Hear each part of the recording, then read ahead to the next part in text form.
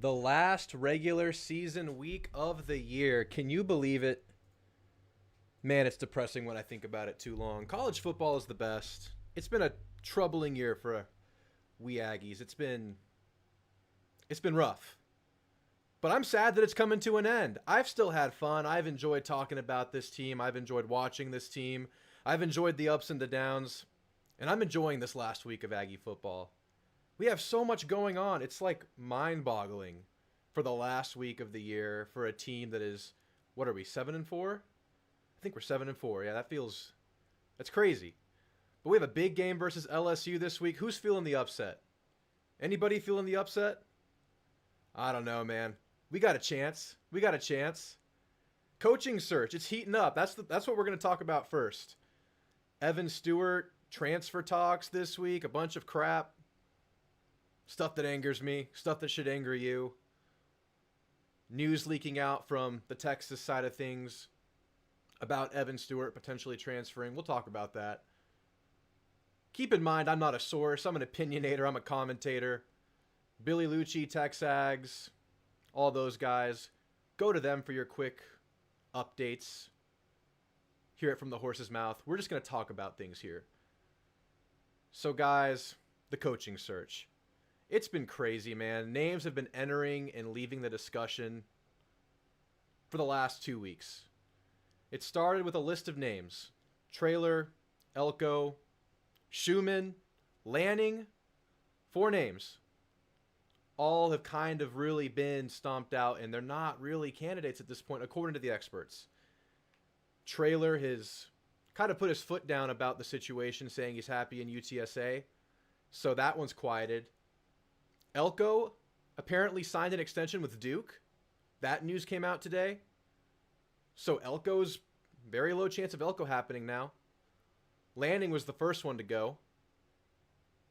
Especially when we found out that his buyout is $50 million, even though he's a great option. Schumann, apparently there was a lack of interest there, according to Billy Lucci, as soon as his name entered the chat. So those 4 names that we started with, they're all gone. One name that was in that initial group, Kalen DeBoer, head coach out of Washington. His name hasn't really left the discussion, but they're going to probably be playing for a lot over the next month. And I think that Ross Bjork wants to make this move quickly. He had an interview with some news station, I don't know who it was, and he said that they want to make this move before December 4th. And that's next week. So after this LSU game, we're looking at a move. A name that was picking up steam before, Jed Fish, head coach out of Arizona. It picked up steam quickly. Arizona was in shambles. Jed Fish gets there. He gets the 22 rated recruiting class at Arizona, which in itself is very impressive. Competing for the Pac-12 this year at lowly Arizona. They were like 1-11 when he got there. But all of a sudden today we hear that's not a really strong candidate from Billy Lucci. So that name got stomped out. So we're back playing the field here. We don't know who it is. It could be literally anybody at this point. We really don't know. A couple of names that are just, out there. A couple of them more reasonable than others. Lance Leopold out of Kansas. Kleiman, Kansas State. The name that won't die, that just seems like a long shot, but it just keeps coming up. Ryan Day, Ohio State. Jim Harbaugh? I don't know, man. I'm hearing some crazy names getting thrown in the hat, and these aren't substantiated rumors. They're rumors nonetheless. The game this weekend, Michigan versus Ohio State. Does the loser coach go to Texas A&M? That's a funny concept. I have my serious doubts about that. Miller Upton says, okay, but what if it was Ryan Day? You know what? Those Ohio State fans, they're not the most patient bunch. You lose to Michigan a few times in a row, things might get a little uncomfortable. And that's an argument I've been hearing. Ryan Day feels like a serious long shot. Of course, none of us are opposed to that. None of us are opposed to little Ryan Day. Let me throw a couple of crazy names at you. And these are just shots in the dark. No sources for these. I repeat, no sources. How about a Lincoln Riley? That just felt weird coming out of my mouth. No Lincoln Riley. A name that I mentioned the day Jimbo got fired, and everybody hated it. But some people are coming around to it. Again, unsubstantiated, no rumors, no smoke, but Lane Kiffin. Lane Kiffin. Every Aggie's second favorite coach. I meant least favorite. Every Aggie hates Lane Kiffin, right? What if Lane Kiffin were here? Would you embrace him? Chat, people watching? Speaking of chat, I want to talk more about Lane Kiffin because that was an interesting topic of discussion on Twitter today. I got some crazy responses because I wanted to put a feeler out on Lane Kiffin and see how the people felt about him. But let's say what's up to the chat before we get going. Anthony Myers, Dabo is a perfect fit. Dabo Sweeney is another rumor, but unsubstantiated, less substantiated than any of them. The only one of these shot-in-the-dark names that actually has the slightest bit of steam is Ryan Day. Everything else is just me talking. Just me talking. But Ryan Day does have a little bit of smoke. That's the one. Teresa B, how's it going? Annabelle Collins. OC Airsoft in the house. Miller Upton. Miller Upton liked the intro. I had to get a couple of songs going. It's the last week of the year. It's the last regular season show of the year. Isn't that crazy? Last regular season live show. By the way, this is a call-in show. I have the call-in link pinned in the chat. You can click it. You'll be prompted to enter a waiting room. Just activate your mic. I'll pull you in one by one and we can talk Aggie football live on YouTube. Nelda and Don in the house. What's up, Nelda and Don? Armando. Dodger. Ilse Escobar, what's up? Jeb in the house. What's up, Jeb? Gotta go out with a banger. That's right, banger show, banger situation for Texas A&M right now. Everything's happening right now. It's insane. I know. We're all sad, Annabelle Collins. We're all sad. We got it if we play a full game, not only a half. That's right. Offensively, we've seen a couple of good halves with really bad second halves. Tennessee, Arkansas, South Carolina had a bad half. I don't remember if it was the first or the second one. I think South Carolina had a bad second half. Or was it the first half? Bad halves of football. Evan Stewart. Yep. That would be a huge loss. Jeff CCR. Is it true that Elko signed an extension at Duke? That's the report that came out of Duke's camp or Duke's reporters today. It came out on Duke's 247 affiliate, and that's the lingo. That's what we're hearing. Elko signed an extension and he wants to stay. Of course, don't write anybody off yet. Just because we're hearing smoke that certain people are getting eliminated doesn't mean it's in fact true. Anything can still happen. I sort of didn't want Elko. Elko has been my favorite for the last couple of years, and I too have soured on it, just wanting more exciting names than Elko. Elko seemed like the floor this higher. Now it doesn't really seem like it's happening. Bob Stoops. Isn't he retired? Is Bob retired? I mean, you got to throw that name in there. Mac Brown. What does he have, like 5 years left at most? All right, guys. I want to talk to you about Lane Kiffin. I don't know. It's just a name out there. It's a guy that's liable to leave his current situation for, greener grass at times, as he's done throughout his career. And it seems like, in my opinion, I've said this, A&M is a destination school. It's a school where you want to end up at. It's no longer a stepping stool. And that has kind of become the case over the last 10 years or so, since Johnny Manziel, since the SEC move. A&M is now that kind of destination. And if you've been to College Station recently, you know how much it's grown. You know how much more money is flowing into that campus and into that city lately. It just seems like the place where you want to end up, and it seems like a place that Lane Kiffin would be interested in. He flirted with Auburn last year. He's flirted with moving all the time. So I just threw the name out there on social media just to see what's out there, just to see what the Aggies would think. Playing the game here, it's coach search time. We're just throwing names in the hat at this point. So let me show you what some of the people said about that. Who would you rather have as head coach? I put Lane Kiffin, Dabo Sweeney. Dabo's another interesting name. And then I put good old Jimbo Fisher in there just to see if people would rather have just stayed put than go with Lane. And to my surprise, 55% picked Lane. I thought it would be a much larger Jimbo Fisher proportion on this poll. How do you guys feel about this poll? I threw it out there not as a super serious poll, but just to gauge the interest of Lane Kiffin more than anything. People want Lane more than Dabo by a pretty significant margin. So that was interesting. But where things got really interesting I asked the question, what if it is Lane? Look at some of these answers, guys. I will not donate nor attend. There's a good one. I'll roll with it. How about no? It won't be. Some people would embrace it. Some people would love it.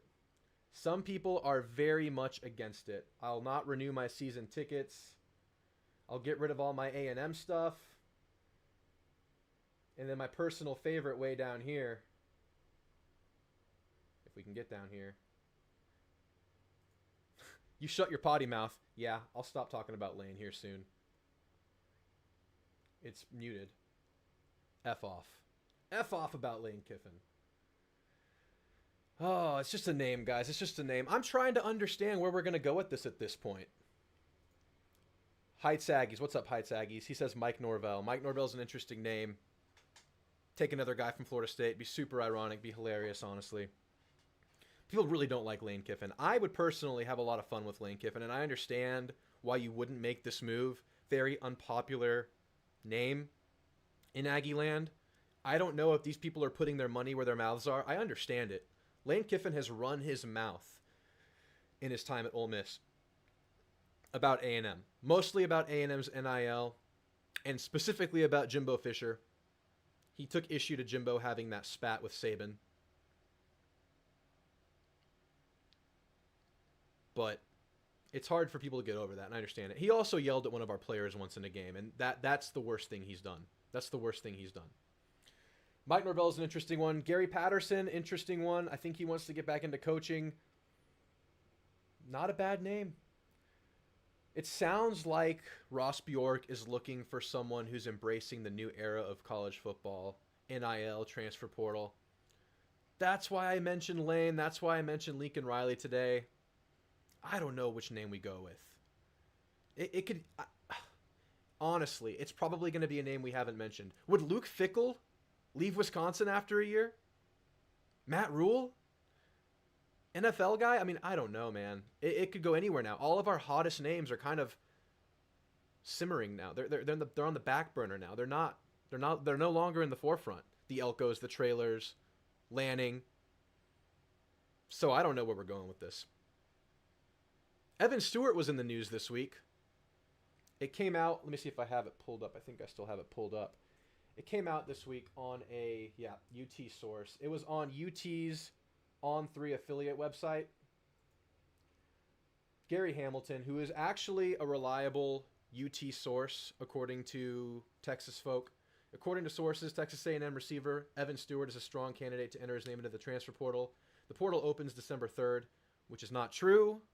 It's open now for Texas A&M. As soon as your coach gets fired, your transfer portal window immediately opens for 30 days.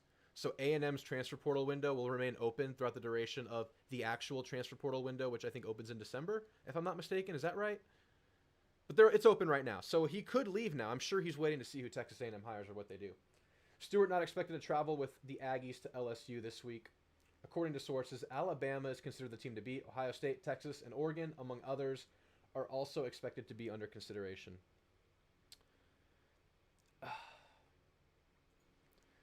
So that's the thing about today's day and age in college football, the transfer portal era, the NIL era. I mean, players leave. That's just how it is. And when you lose a coach, you're going to lose players because players are pledged to that coach. Players want to be coached by that coach. In Evan Stewart's case, he was playing for Jimbo Fisher. Jimbo Fisher was an offensive guy. He wanted to play for Jimbo Fisher. So it makes sense to speculate that he might be on the board to transfer. He's a media member. He's a beat writer, whatever you want to call it. It's his right to report what he thinks is true or what he believes is a rumor or what he's been told. It's just frustrating as an Aggie to see it come from the Texas side. I mean, I get it. You're going to report it if you have the information. But, you know, Billy Lucci, he hasn't reported it. Maybe he knows something about this. Maybe he doesn't. But at least Lucci is waiting until the appropriate time for all parties involved. That's kind of what he gets criticized the most for, is sunshine pumping. But I think he just waits until it's the appropriate time because he has ultimate trust going with everyone in the Bright complex. He's not going to spill the beans unless he is absolutely green-lighted to do so, which is very respectable. But of course, the Texas side of things is under no such obligation. It's come out. So read into that what you will. It has not been substantiated by anybody on A&M side. It's dirty. It's a dirty world we live in. It's a dirty college football world right now, but you get it. You get it. Transfer portal is going to come, folks. It's going to happen. We're going to lose players, and you really hope it's not your Evan Stewarts. You hope it's not your Walter Nolans. You hope it's not your Connor Wigmans. You got to believe they're sitting back and waiting. So I don't know, guys. I don't know where they go with it. I don't know which coach keeps the most players at this point. It's a total mystery now. All we've really done is eliminated names, which does narrow it down to the field. So it's crazy. Big game versus LSU this week. We'll talk about this, then we'll get into some callers. Jaden Daniels might win the Heisman, guys. He's freaking good. If you haven't been keeping up, he's the real deal. I mean, he looks like freaking Lamar Jackson, and that's not even that much of an exaggeration. 3,500 yards passing, 1,000 yards rushing. He's their best rusher. He's their offense. They have great receivers, Malik Neighbors, Brian Thomas. But, man, that guy's electric. He's special. And he has a Heisman on the line versus A&M, in my opinion. Because you can't win the Heisman with 4 losses, I don't think. Especially not when Bo Nix is going in there. He's going to be at New York with 1 loss, potentially. I think Bo Nix gets it if Jaden Daniels loses his last opportunity to showcase himself. I think Texas A&M secondary this week specifically has a lot to prove. They've shuffled some guys around. You have Tyreek Chappelle. You have Deuce Harmon playing corner now. Earlier in the year, it was Tyreek Chappelle and DeBerry. And we know DeBerry is just not a corner. Getting burned by Burton on Alabama kind of cost us that game. Just playing out of position. Not really a fault of his own. It's kind of a fault of the makeup of this team. Not enough corners on scholarship to really put out there. You didn't want to put a true freshman out there. You put DeBerry out there, who's not a corner. He's a nickel. He's a safety. Got burned deep. But now Deuce Harmon is slotted in, and in his small sample size, I think he's looked really good. Just a really savvy player, undersized, not a lot of experience, but solid. He started versus Tennessee. A&M put a cap on Tennessee's passing game. A&M shut down Mississippi State, and of course, Abilene Christian giving up only a field goal. A&M did get passed on by Ole Miss. Ole Miss passed all over A&M, but they were targeting A&M's third-string corners who were in coverage because Chappelle nor Harmon played that game. They were going against Sam McCall, Javen Thomas, the young guys, the inexperienced guys. And I'm of the opinion that if you play Chappelle and Harmon that game, you might win that game. You probably would have won that game because that was the difference maker. We knew Judkins was going to do his thing, but A&M just couldn't stop the pass. They're back this week. Jared Kerr, he's growing and growing. He's an early candidate to me as a breakout player next year, along with Bryce Anderson, who is back from injury, starting at nickel/star, whatever you call that position these days. He's getting involved in the running game. He's a great football player. He does everything out there for you, and he's healthy. And then you have Jacoby Matthews, who didn't play last week. I don't know if he slots in for Jared Kerr or if he's a backup or if Jared Kerr's the backup. You have a really good secondary rotation right now that feels good on paper, but it's about to go up against the ultimate test against this LSU offense that has legitimately seemed unstoppable this year. Unstoppable. I'm not sugarcoating it here. That's a damn good offense that they have. And A&M's going to have their hands full. The thing about LSU, as good as their offense is, their defense is just as bad. And I don't think I'm going to ruffle the feathers of any Tigers fans if I say their defense has been utter doo-doo this year. It's been bad. They were going back and forth with Georgia State last week for the first half of that game. Georgia State was running all over them, scoring on them, and eventually LSU wore them down and blew them out. But they had to keep Jaden Daniels in there for quite a while. That defense can be had. Now, what scares me, there's opportunity for A&M's offense. The O-line has looked better over the last 3 or 4 weeks, especially that game versus Ole Miss and Mississippi State, putting up, I believe, 34 versus Ole Miss and 52 versus Mississippi State. One of those was a defensive touchdown, so 45. But the O-line was playing really well until a slow start versus Abilene Christian. I'm gaining confidence in the O-line. It's obviously not perfect. It's never going to be perfect this year. It's doing better. But you're starting Jalen Henderson on the road for his first road start of his career. So that's a big unknown to me. Henderson's looked really good in his 2 starts, taking what's given, decisive. You know, he's not perfect. I think he still has to decide when he's going to tuck and run or when he's going to sit in there and find a receiver to the last minute. But that's nitpicky. He's been pretty damn good. He's finding soft spots in defenses. He's finding windows. He has a nice fade, a nice deep ball, super agile, really fast. He brings a lot of tools to the table, but can those travel? So if A&M can score in the 30s and A&M's defense proves that they are, in fact, a great defense versus LSU, why can't A&M win this game? Why can't they break the road losing streak? That defense is going to have to play the game of their lives, though, because even in the best scenario, for A&M's defense, their offense is probably going to put up numbers. It's that freaking good. Le'Veon Moss, I would guess he's not going to play this week. That's A&M's best running back, best pass protection running back. Ruben Owens, growing and growing, getting better and better. He's not perfect. He is still a liability in pass protection. We've seen it time and time again, just whiffs in pass pro. Still not great at navigating the line of scrimmage, but once he's in the open field, man, he's dangerous, he's electric, he's fun to watch. But you're going to have to lean on him a lot. You have to lean on him a lot for a true freshman if you don't have Le'Veon Moss. Amari Daniels is out there. He's been inconsistent this year. He's good, he's serviceable, but you really wanted Le'Veon Moss.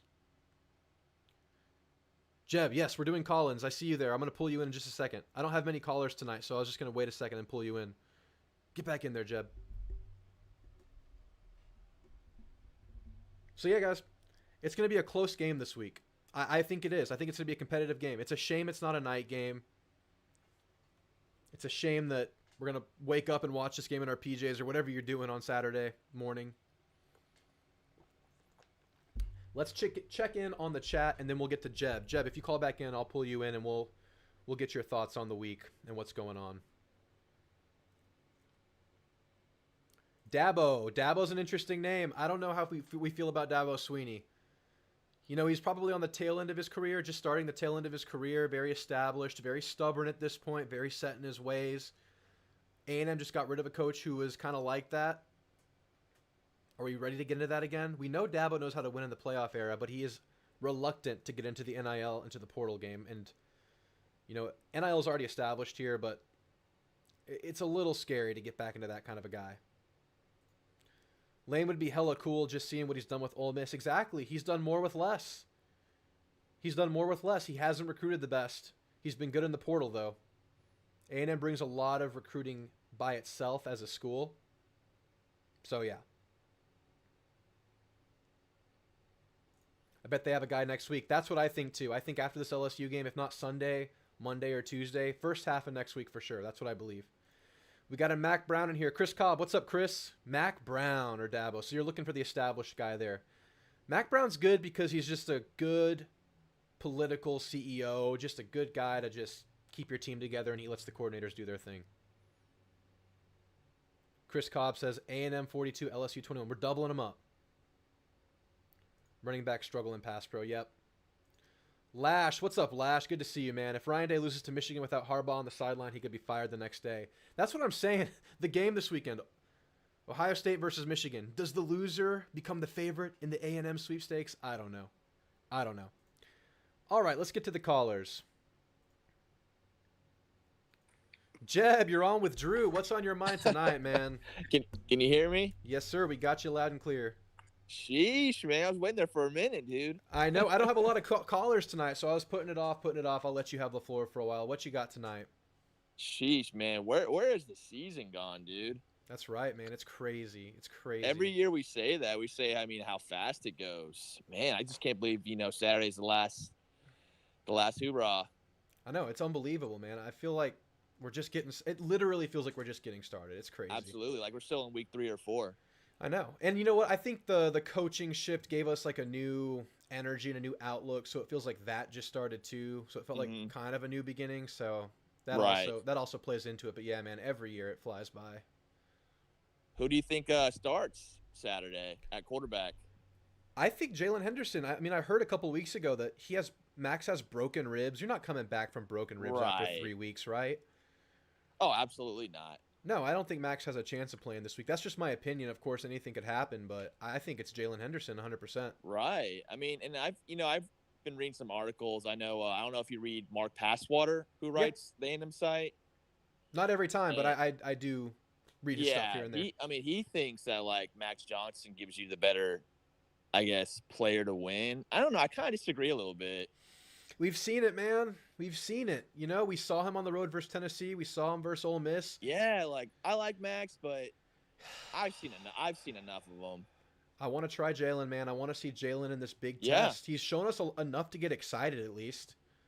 absolutely. He runs the offense smoother. He gets the ball out quicker. He's obviously more mobile. I think Yeah, he's more built for this style of offense, more Bobby's offense. running Just more zone how it reads, is. quarterback runs. It opens it up a little bit. That running threat. I mean, yeah, he just adds a lot. And even in the passing game, I think he's been more decisive than Max was. Yeah, he's got a good arm, man. When he zings it out there, it's not bad. No, not at all. Not at all. I mean, do you think he can bring it to the road, though? I mean, that's a big change going to Death I Valley. hope so, man, because I mean we already know LSU's offense probably one of the best in the country. They're gonna put up points on us, even though with our good defense. And now this is a good matchup because now we'll get to see our starting corners. Oh, yeah. I'm excited for that, man. It's a great test for them because they've looked good, but they haven't been tested yet. We need this win, dude. Because everyone's been shitting on us Yeah, all week long with the Jimbo hire, the media. We need this win, man, so bad. I know, man. Can you imagine? I mean, okay, so here's the weird thing, and you're absolutely right. But there is literally nothing to lose for us. Like, if we lose, that sucks, whatever. We're not losing Right. anything on paper. But to win this game, you desperately need momentum going into this offseason cycle. Absolutely. Just like last season when we played LSU, we had Dude, nothing to yeah. lose. Yeah, we had nothing to lose, played the best game of the year. And imagine how much, I mean, think about how much more hope we had, how much better we felt about the team, the outlook. It's a boost for recruiting, it's a boost for the portal, it's a boost to keep players, it's everything. Even though you're literally not playing for anything tangible. It's crazy. It'd be embarrassing. It'd be more embarrassing for LSU if they lose. Losing to an interim head coach, that's All always the pressure's embarrassing. on. They have maybe a Heisman on the line. That's what I was saying. Do you think there's anything to that? Like a Heisman on the line for Jaden Daniels? You lose Yeah, a fourth they game? kind of spoke about that. I think if he loses this game, because obviously they go by wins as well. Um, Yep. my Heisman winner is still Brock Bowers from Georgia. That to me, that's one of the best players in the country. But yeah, I think if they lose this game, he might be out of it. Even though Jane Daniels has my vote. Yeah. Yeah. I mean, it's him or Bo Nix at this point. Penix is kind of sour. He's kind of fallen off a little bit. A couple of I like lackluster Malik games. Neighbors too. I still think Malik Neighbors is one of the best receivers in the country. I think he has to be the best, right? I think I he's think the best. so. If you look at stats, people talk about Marvin Harrison Jr. Oh well, he doesn't have a quarterback. I don't care, man. Malik Neighbors is borderline unstoppable sometimes. It's From the ridiculous, games I've dude. watched. He can get the jump balls. He can get the contested balls. He can catch and run. He breaks every tackle. He's everything. It's insane. Absolutely. It's insane. And, like you said, these corners, first big test, they're going up against that. Oh, absolutely. We just got to keep putting pressure because I know with Jaden Daniels, I mean, he doesn't slide from He what I've doesn't. seen. It's So crazy. If you rough him up a little bit, get a little pressure on him, you rattle him up, you have a shot. Yeah, and I don't wish. I mean, I don't even know if I want to say Obviously, this, you but don't wish anybody yeah, to get hurt. but that was a factor in the Bama game. He didn't slide. He took a huge hit, and he missed the end of the game. And Bama pushed through they, at the end. They held him to what, 17 points, right? It was 17 or right around 20, something like that. Yeah, yeah. Sheesh. I mean, but I'm fine with our defense. I think we'll be able to get a few stops. I'm just worried about the offense. How's the offensive line going to hold up? Yeah, and that's the thing all year until we got Jalen Henderson, and besides the first half of last week. But the whole, that was hideous. We'll talk about that in a second. But the whole year, I felt like this offense looked desperate. They were just like kind of playing desperate football. Every drive was a desperate effort. Points were at an absolute premium. And if you're like that this game, you're gonna get outpaced. You just are. You have to make the best of every possession this week. There's just no way around that. Defense that ranks in the hundreds. I'm pretty sure they're ranked like 103. It's 103. They're 103rd on yards per game. Yep. I mean, they forced turnovers. I think they forced like 10 or 11 turnovers on the year. That's nothing spectacular, but it's a bad defense, man, and that's surprising considering some of Which the is names weird out because there. Like, they always have a good defense. They always have talent all over defense. I know. How do you feel It's about weird. Perkins kind of falling off a cliff this year? Yeah, it's crazy. I remember the hype he got going this year, being like the best defensive player in college football. And I mean, I was still pissed that we let him slip away. Yeah, I know. But yeah, I think they're just using him for some reason in the wrong role. I mean, he was a good edge rusher last year, and they're using him more in the middle. So it's kind of weird how that plays out.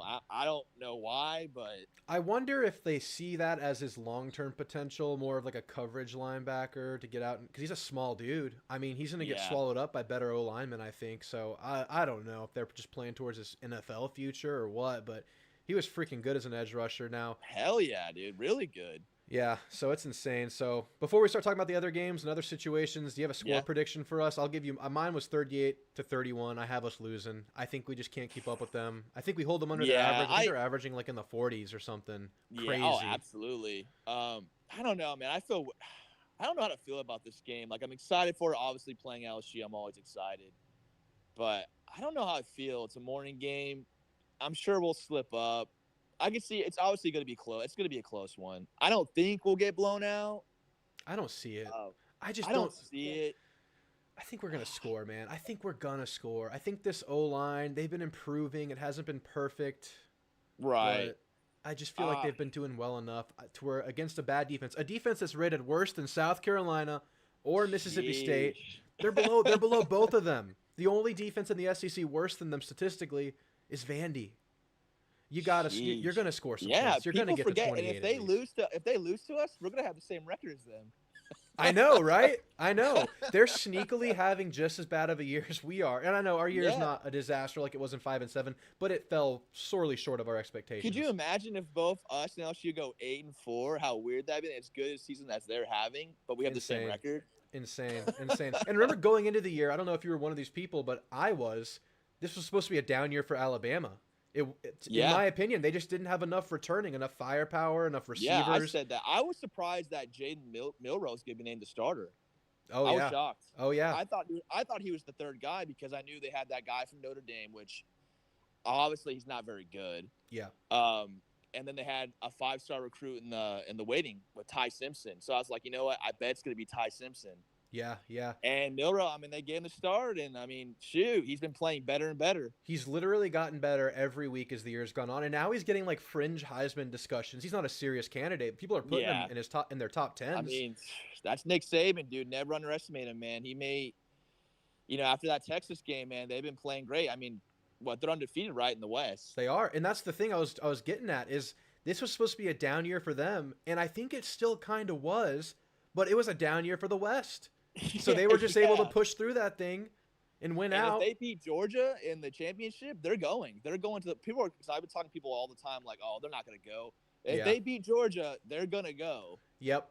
And here's my feeling. I mean, playoff. We could talk about the playoff all day. There's so many scenarios that could happen right now.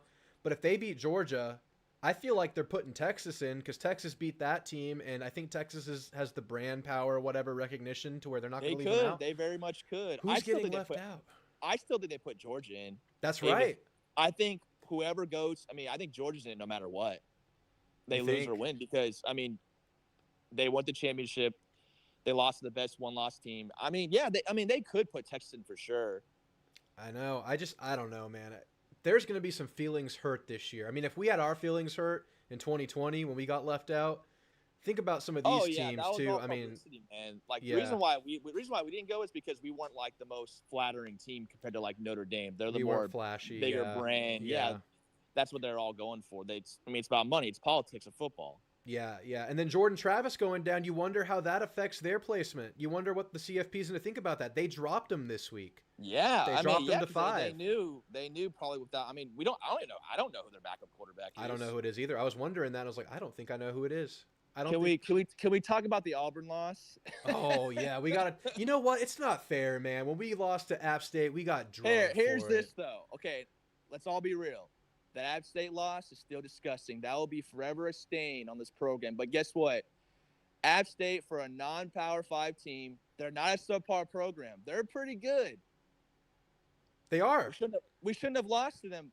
They be do real. this. We shouldn't have lost to them. Yes. Lost by a field goal. Auburn got destroyed. Auburn got flat out. smashed, and they got their lead extended on them in the fourth quarter. They kept I know scoring New on them. Mexico State. I know they're 9-3, but this is probably their best season, ever Yeah, that yeah, I know of. yeah, absolutely. They don't do this. This does not happen for them. And App State's known No. to do what they did to us. Not that we're excusing it. It's Yeah, just like exactly. It's not still an as ugly loss. surprising. And A&M was ranked 6 at the time, still going into the year with hope. Oh, I thought we were ranked way too high that year for sure. I bought into it, man. I got fooled. I got fooled. I was nervous because I saw the youth. I know they talked about Jimbo that season, like how are you gonna play all these freshmen? And he kind of said like we're gonna play them all. But it's like I get they're talented, man, but you can't play nothing but true freshmen. You're not gonna have a good season. Just doesn't work. Just not enough knowledge. Not enough. Now I didn't expect us to go 5-7, but Yeah. I definitely I was shocked. But Yeah, man. I mean, yeah, but that's a rough look for Auburn, and they had a lot of hope this year. I think they were pushing to get 7 or 8 wins if they yeah, got they were on a lucky. winning streak. They were on like a winning streak. I'm Year sure. one of Hugh Freeze without the talent you need. I mean, that was damn impressive, and they just hit a brick wall. And I So hate that everyone compares every coach to Saban. Well, Saban lost to Louisiana Monroe. Okay, you can't compare every coach to Saban though. oh yeah, Saban's gonna go down as one of the best like college coaches of like all time. yeah, absolutely. You can't. It's no comparison. All right, so let's talk about real quickly the Abilene Christian game. I Yeah, thought it ended up being like a feel good afternoon. I'm looking at X. I'm looking at Twitter before the game. They're doing the yeah, maroon pants. The players are I love hyped it, up. man. Good I was gonna stuff. say that last show. I was gonna be like, you know what? I know this is kind of like an irrelevant topic, but I hope the new coach who comes in, we get some like alternative jerseys The players to go needed with one. something. They needed something, man. It's a Yeah, tough week when you lose your coach. With Jimbo, he never changed like his jerseys at all. Wasn't it one game?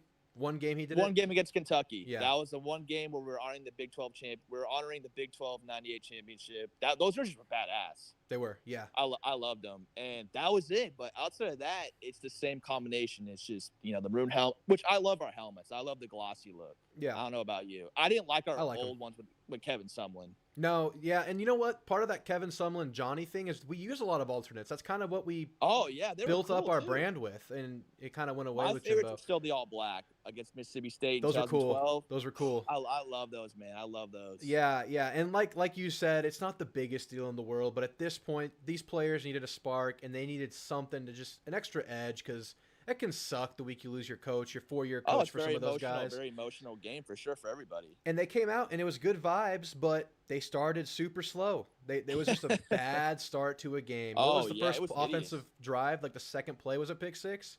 Yep. Just gets It might hit have from been behind. Was it the first play? It might have been the first play. They were Well, running. The camera guy got lost. I mean, Yeah, I was was lost for sure. The games like that, that's been A&M football season all year long with plays like that. You had pick sixes, Yep, tip passes that go for touchdowns. yep. Special teams has been terrible. We had 3 or 4 kickoff returns on us. 3 or 4 blocked I kicks. don't remember the last time. Yeah, I don't remember the last time that's ever happened. Yeah, I know. It's been crazy. Special teams coordinator is definitely incoming. That has to happen. And then the O-line, first half of that game, awful. Just bad Terrible. leakage, bad Listen, protection, bad run blocking. Yep. It I was don't know how I feel about this line going the next year, man. You heard what I said? Did you hear what I said? You roll with them and you hope they get better, maybe get a new O-line coach. But yeah, I know what you mean. It's getting I don't scary. know because look at these guys. You had Foster, who was a freshman All-American. I thought he was going to be an NFL player. You had Robinson, who after the 21 season was an NFL prospect as a guard. Yep. And He was then a you had prospect 2 years Fothery. ago. Yep. Yeah, and they had Fothery, who stunted Alabama's best pass rusher. I was like, man, this guy could be a first rounder. All those guys, man, especially Robinson. I've watched him specifically this year. He's been the worst. I agree. And the best one is none of them. The best guy on the line this year is Trey Zune. And Trey it's not, Zune, he's kind of okay. Yeah, he won't blow you away, but he hasn't been a huge liability. I think he's given up not like at all. 2 Not at all. sacks, maybe 1 or 2 penalties. He's been Yeah. fine, but when one guy's not great, the whole O-line looks bad. And it's been like 3 or 4 guys, just super inconsistent.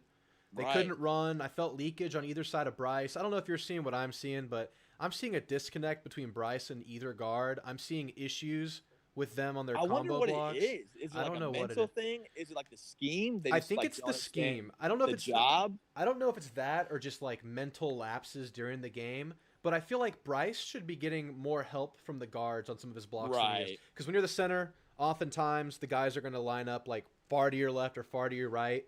He's Yeah, lunging to block those guys when they're running that direction, but he has to get a bump from the guard. He has to get help. But I right. feel like those guards are just bailing on him, And whether it's they're letting guys Layden. free. They don't know who to block. Like they're blitzing, Yes. like because they give them like funny stunts And and they know it blitzes. works And, against like us at this point. they didn't know who to pick up, and like it was a free runner every single time. And I'm like, Yeah. come on, man. That was the first half, totally. And that was how it I'm was hoping earlier in the year, too. I'm hoping the new coach, whoever comes in, I hope he brings offensive linemen in to compete with these guys because I mean, Push them I at hope least, right? Yeah. I hope maybe a new scheme will.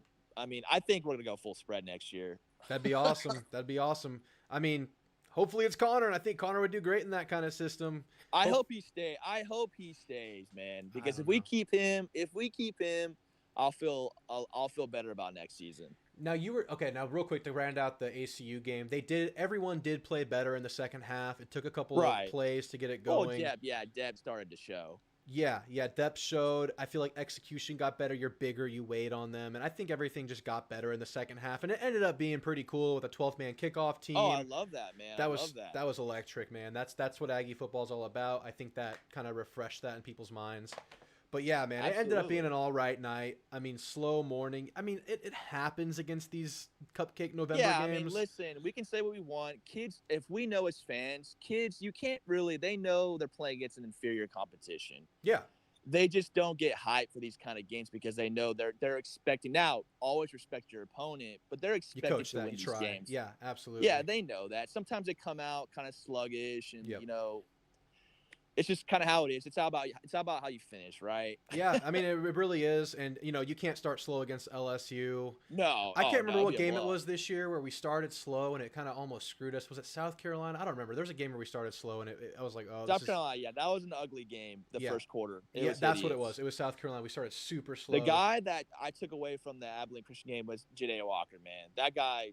He reminds me a lot like Josh Reynolds. I love that guy, dude. I've told you before, but I'll say it for the people that are here for the first time. I love the way he plays. I love the passion he plays with. He's getting better. His hands were kind of rough early in the year, a few drops. Yeah, I think he's going from Division II football to SEC football. Big That's change. A big jump. Different ball, different defender. It's totally different. But he's really coming into his own. I just love the energy he plays with, blocking and everything. Coaching staff, I think he's going to be an NFL prospect. Yeah. Now that kind of gets me into what I wanted to ask you next. I remember last week you were talking about wanting to maybe target an offensive coach because you think that's just the future. An offensive head coach is kind of the way. You just need someone that can put up points. I mean, dude, with the torture we've been through the last several years, I mean, come on, man. Can you blame me? No, I don't blame you at all. And I was thinking defensive because that's, how some people have built it. I still want a defense. That's why I don't want Lincoln Riley. We're not gonna have a defense with them. Literally, yeah. There's no way. Yeah, but here's the thing.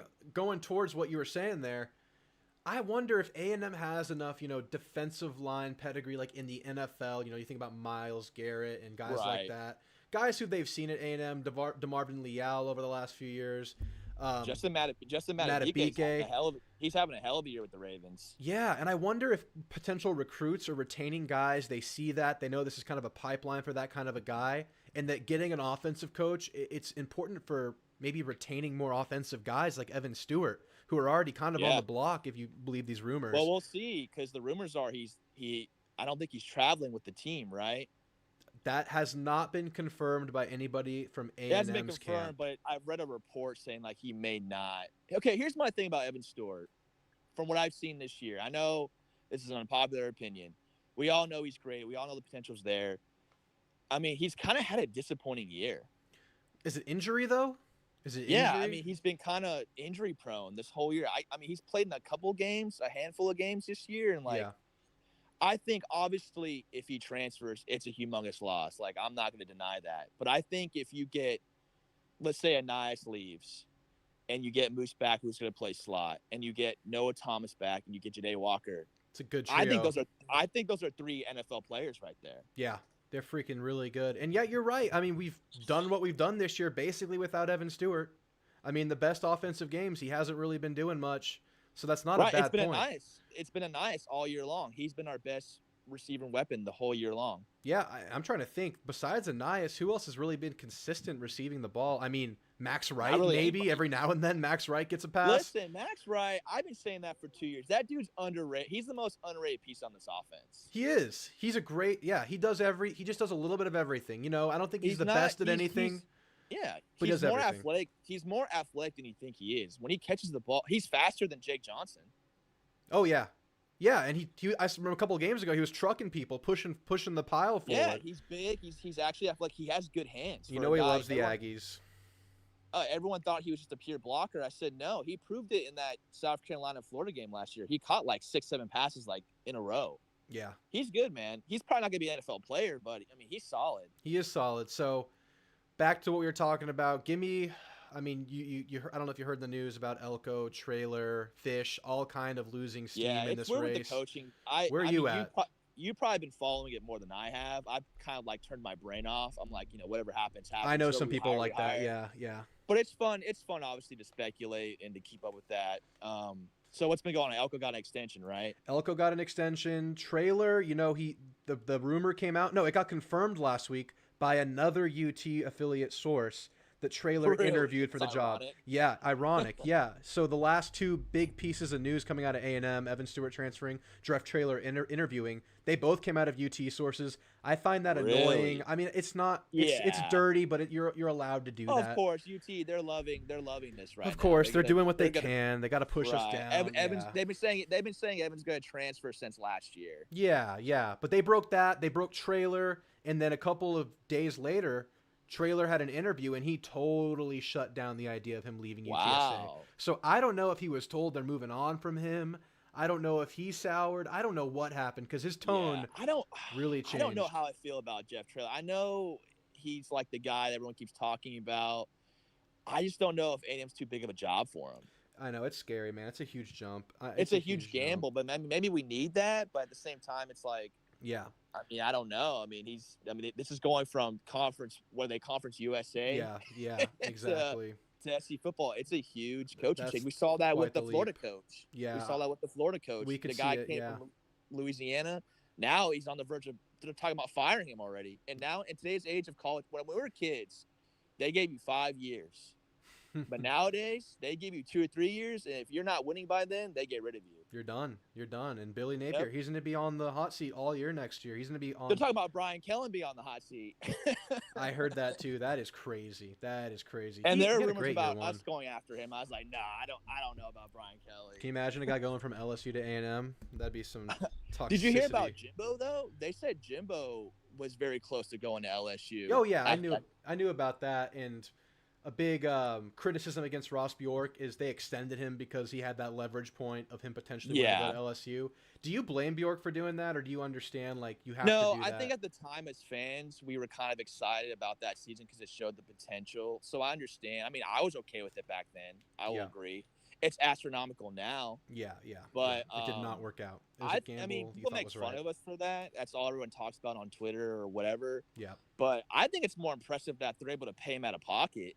Yeah, exactly. No donations. It's all coming from the athletic department. It's amazing. Okay. Isn't that insane? People don't realize how much. I mean, I'm not bragging about, obviously it's not my money, but like it's just a fact. How rich that university is of being able to do shit like that. It's insane. Now, let me go on a little tangent real quick talking about the money. Ross Bjork, I mentioned it earlier. He had an interview with a news station. I don't know. It's some national station. I don't know. Some station I wasn't familiar with. And he was basically talking about how Jimbo was running the budget up, being overstaffed, having too many people on the recruiting staff while not winning to show for it. And also traveling a day earlier added a lot to the bottom line. Yeah, I know a lot of kids didn't like that from what I've read. And Ross Bjork was talking about that in this interview and how they're already making cuts there, and that's where some of the buyout money is going to come from, is just cutting some of the things that Jimbo had added to the program that didn't seem necessary. Now, that's cool, and it's cool that we get money that way. But A&M's recruited really well under Jimbo, and if you're cutting, best ever. Best ever. Since I've been watching them as 100%, 100%. If you're cutting staff there, I mean, I don't know, that it's a little scary, but it makes sense. Yeah, I mean, the one thing I'll say about Jimbo is that, in his defense, I guess, in terms of his coaching, is maybe he just didn't have like the right coordinators. I don't know. It was his offense, right? I like the encyclopedia. Hire. Yeah, Bobby was the good hire. It was a little too late, but yeah, I didn't like the Adazio hire. No, I don't think anybody liked that one or Durkin initially. Durkin's kind of starting to pan out now. So Durkin, I actually didn't mind. Okay, you didn't. because Up and comer. I watched him for years. He was the defensive coordinator for Florida when they beat Johnny that year. But they Oh, had a was good he? defense. Yeah. Okay. Okay. And then he went to Maryland, the Maryland Yep. team that beat Texas 2 years in a row. Yeah. Yeah. Crazy. That was Durkin, huh? Okay. Yeah, that was Durkin. So like I was like, because I've read about Durkin being more of a aggressive style versus Elko, which we didn't see that, Yeah. last year. Right. Very But passive, but it changed. now It changed. I don't think the new staff probably keeps him, but if they did, I wouldn't be mad. Well, if it's Lane, I mean, Could you imagine that? reunited. We'd have Lane Kiffin, Bobby Petrino, and Durkin, man. Freaking circus, dude. Why not? Going full heel, the full heel turn for People Texas already A&M. hate us. We might as well hire all the villains. Exactly. We might as well. Let's make it right. Let's make it right. Let's get every villain. All Let's right. get Dion. Let's get Dion in there too. Oh, don't do it. Don't do it. Man, what's Dion done? Not much. All right, man. No, dude. Heck no. No, I mean, I don't want it. That Colorado team, I mean, they quieted down. Remember how big they were at the beginning of the year? Dude, it was. God. I loved watching Colorado at the beginning of this year. It was one of my me favorite too. things to do when they would come on at like 9:30. I remember laying on the floor right here where I'm sitting doing this podcast, watching this TV, watching them play Colorado State, middle of the night, like 1 a.m. And I was They just having hyped the that time game of my up life. against Colorado For State. two shitty teams, It's it not was a very so good fun. program. And here's the crazy thing. Colorado State is actually recruiting better than Colorado right now. Are they really? They're higher. Yeah, they're rated higher. Can you believe that? Yeah, even my brother, because obviously we're both A&M fans. He was like texting me when they fight. He's like, we need to get Dion. We need to get. I was like, dude, we're not gonna get Dion, man. He's not even having a good year. No, he's not. Talk about trailer with a huge jump. Dion has like 2 years of coaching experience, man. Exactly. So yeah, He's just all a brand. I mean, we already have publicity on this team. Like we already have. we all don't need we that don't, hype anymore. We don't need that anymore. hype around us. We're already a circus as it is. We don't need more of that. Dude, it would be overload. It would be insane. It would be. They would talk about us. They would talk about us any chance they could get on any kind of sports media outlet ever. Yeah, dude, I know it'd be insane. All right, well, I guess this is the Jeb show today since I don't have any callers in here, so we're gonna wrap up with a couple. I have a couple questions for you, Jeb. I don't know if you're too focused on it. Man. Let's do it. Give me a couple. It's Thanksgiving Eve, man. Thanksgiving, yeah, that's right, guys. Happy Thanksgiving to everybody. Happy Thanksgiving to everybody. All right, so I'm gonna give Jeb a few questions, and I want you guys in the chat to also answer these questions. We're gonna pick some games this weekend. Let's pick some games. Oh, nice. Yeah, man. Let's do it for sure. All right, it's rivalry week. It is biggest game of the weekend besides our game. The game, Ohio State, Michigan. Harbaugh not on the sideline. Dang. Both guys like on some weird, sketchy hot seat. I mean, that is so bizarre.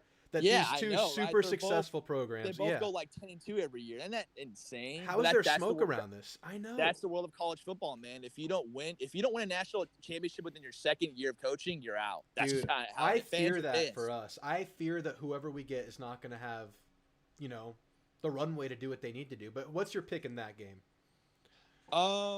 That's a tough one. My honest opinion, I don't really like the Big Ten. I don't like either team. Nice. But I've always hated Ohio State as a kid. I don't know why. I've always hated them. And I've never really liked Michigan either, even back in the Carr days. Michigan's a good team. Their schedule's been so bad. I know. Gosh. It's been insane. They finally got Penn State by literally just running 90% of the time. Sheesh. Let's talk about Penn State. I mean, is James Franklin on the hot seat? Oh, dude, they're talking about him coming here. I don't want to. No, sir. That's another Jimbo. My brother said that. My brother said that last year too. He's like, man, what about James Franklin? I was like, dude, that's basically Jimbo 2.0. He's young at least, but man. Yeah, he's younger. I liked him at Vanderbilt. Yeah. But, he was good there. Yeah. Dude, we could talk about all this stuff, but yeah, give me the score prediction, and then we can go off the tangents after. Or not score. Just give me who wins. You don't have to give me a score. From what I've watched. So wait, who's playing at home? Oh my, I'm blinking. Let me look it up. Do we know? I just looked this all up. I don't know. I know Josh Pate's going to it. That's what I remember. I had this all remembered. I want to say it's at Michigan. Yeah, it's at Michigan. Ann Arbor. Okay, so Ohio State's defense is pretty good though. I mean, they've stuffed everybody. Absolutely. And I guess I'll give it to Michigan because they have the more experienced quarterback and they're at home. I'm going Michigan as well. Yeah, I'm going Michigan. I think it'll be a close. Was it a blowout last year? I'm blanking. Someone tell us in the chat. We have Lash picking Ohio State. If anybody likes Ohio State and Michigan football, yeah. Yeah, I'll go with Michigan. I think it's gonna be a low scoring game. I'll be like 24-17. That sounds about right. This SB Hustler says, I'm up here in Ann Arbor. I thought the Texas versus A&M rivalry ran deep. The people talk about it here like it's more important than a natty. Oh yeah, dude. Michigan more Ohio important State's than a natty. Huge rivalry. I believe it. The way they're talking about Ryan Day being, on unsolid ground after a potential loss is just crazy. It's insane. How do you feel about that hire? If we were to hire him, how would you feel about that? My watch is talking to me. It sounds fun. It sounds cool. It sounds like a good hire. I agree. He hasn't won anything, but he's young and he's building still. And he just happened to step into a great situation. But he inherited a good program that had a lot of talent to work with. Yeah, that's exactly right. And he's just kind of putting his own stamp on it, which would be kind of the similar situation as here. And they've been good since he got there. They haven't broken through, but they've been good enough. Yeah, and I think if A&M had what Ohio State's been doing for the last 5 years, I think we'd be happy based on how our last hell yeah. Our history's been. If we went 10-2 every year, I would never ever complain. I wouldn't complain either. It would be frustrating in its own right, and eventually we'd get there. But I'd take a 10-win season any day of the week and twice on Sundays right now. Any day of the week. Any day, absolutely. Yeah. We cannot cry about that. No. So, yeah, I would take Ryan Day because he would be stepping into a similar situation, and I think he would retain a lot of players. So, go Blue, Michigan, beat the hell out of Ohio State so we can loot the corpse that is Ohio State. That's a good point. You're absolutely correct. Yeah. All right, let's give you another one. Let's go. Let's see here. Okay, Iron Bowl. Is there any chance of a home upset coming off of the big loss for Auburn? Is that on Thanksgiving? That's usually on Thanksgiving, right? No, you're thinking of the Egg Bowl. You're thinking of Mississippi State, Ole Miss. Oh, okay. Yeah. I don't think Auburn has a chance, but it's a crazy game. Oh, you said Iron Bowl. My bad. My brain went blank. Yeah, you thought Egg Bowl. Is Auburn at home? Auburn's at home, man. It wouldn't surprise me if Auburn fought, if it was like a close game.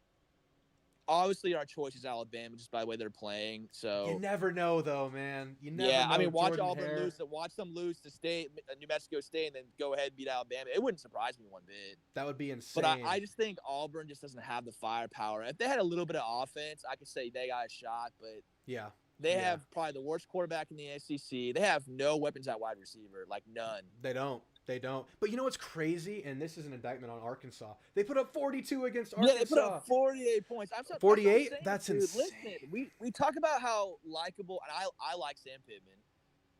Media talks about how likable Sam Pittman is and the good guy, this and that. His team quit on him. I know. At least with Jimbo, okay, you can say what you want about Jimbo, but his team fought for him. Oh, yeah. They fought. Yeah, I never felt like he lost the team. Now, things are coming out now about how Jimbo was a little bit lenient with his discipline and players are getting away with a little bit too much. Just whispers, but yeah, they fought for Jimbo. I feel like they liked Jimbo. But yeah, they never laid an egg in those games when we probably knew we weren't going to win. They fought to the even the Miami game, they fought to the very end, even though the game was over. It sounds like everyone's picking Bama big. Just, it's the Iron Bowl. It's at Jordan Hare, obviously we could see Bama blowing them out, which I'm kind of hinting that way. Yeah. All right. It looks like their defenses kind of fell apart too, Auburn. They were playing pretty good defense. Now they kind of just absolutely. They're falling apart. They are falling apart. All right. Florida State without the quarterback at Florida. Okay. Florida's done some spooky things this year. They're a weird team. Some weeks they look really good, and then some weeks they get blown out. So I don't know. Yeah.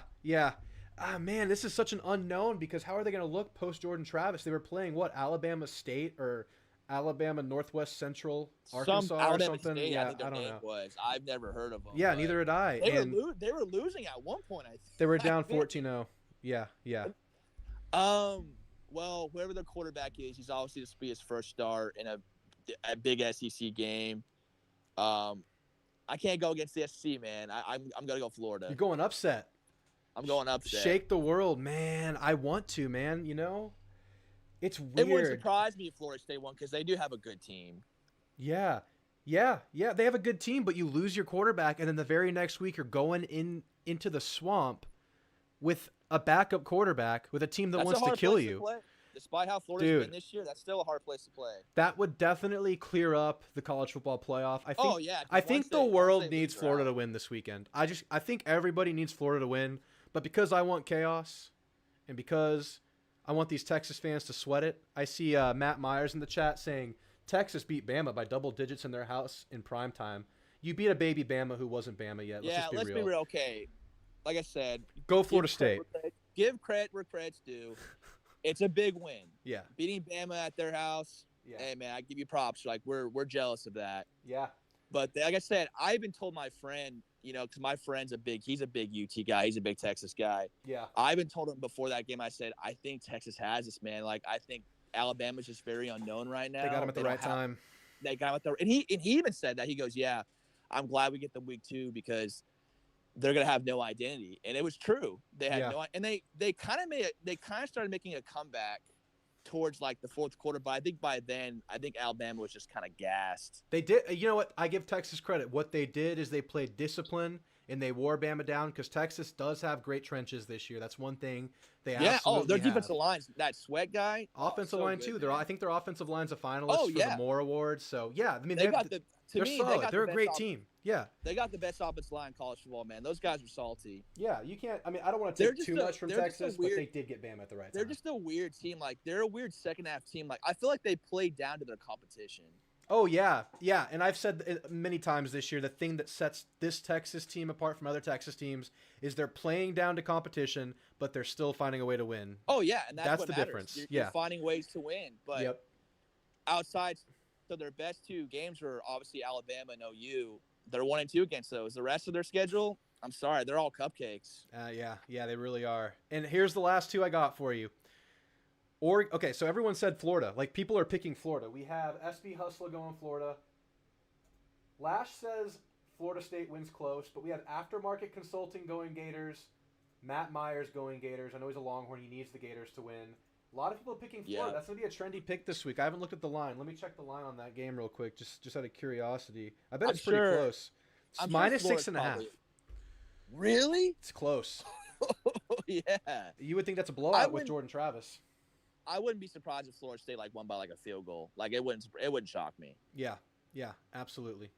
Okay, last couple of games. This one, it's not very regional to us. If we don't know enough about it, that's fine. You can give me a quick fire one. Oregon State at Oregon. Can Oregon State spoil Oregon's dream? Yeah, I think let's talk about Oregon State. They were a bad football team for many years. Awful. The last time I remember them being relevant was when they had Steven Jackson. Yeah, they were winning like 3 or less games the last 4 years or something. They were winning like terrible. 2 games a year. They were winning like 2 games a year. And I don't know who this coach is, but he brought them back to life. I didn't even know what their record was. Was it Jonathan Smith or something like that? He's in talks for A&M job, but he was a quarterback at Oregon State, so I don't know if he's gonna want to leave or how that works. He's like an alumni, so I mean, that should be his dream job. Right. They're in no man's land, being in the Pac-12 still, or the Pac-2. So what is Oregon rank right now? 7, 6, 8, 6. They're ranked 6. Yeah. If this is college football playoff, what I'm looking right here is 6. Yeah. Oh yeah. If they lose, I mean, it's just a pressure game for them, man. Because if they lose, they're out. What's Oregon State's record? They have 2 losses? They're 8-3. Oh, okay. Yeah. They. Let's see. I still have Oregon winning. I think Bo Nix is going to show out. Heisman on the line at home, right? I mean, Bo Nix, man. Yeah, he's not in the SEC anymore, man. So now he's playing well. The Bo Nix Dan Lanning pairing out of the SEC. It was really the perfect storm for Bo Nix, and Oregon's always had good for a while with Chip Kelly. They've always had good recruiting. Yeah, absolutely. Okay, so we both have Oregon. Yeah, I'll take Oregon. All right, last game we're gonna pick. Seems like a layup, but you never know in rivalry games, especially when it's the last game for Texas in the Big 12. Texas Tech at Texas. Does Texas Tech pull it off? You know what?